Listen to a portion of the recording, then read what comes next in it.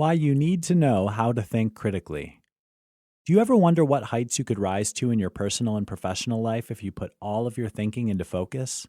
So much of our brain capacity is unused and lying dormant. What if you knew the secret of thinking so that your life would improve tenfold and help you achieve all the goals you have in life? Critical thinking is developed over time and is like learning any sport or art. You can't just get up one morning and say, "I think I'll become a critical thinker today." No one can simply will it into happening. For many, it takes years to develop the critical thinking knack. In some older citizens, we call it wisdom. The only paths through which a person can develop insightful thinking are by knowing and accepting the truth that there are flaws in your thinking. You must also constantly practice becoming a thinker who can effectively solve problems through logical thinking rather than emotions. Becoming a critical thinker can help you develop strategies where you overcome the obstacles that life presents.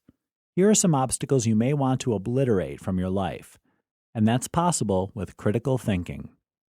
Analyze the influences in your life. Learn to make your own decisions rather than falling under those influences. Get your ego under control.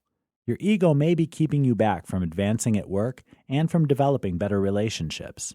Critical thinking can help you think without the influence of an inflated ego. Solve problems.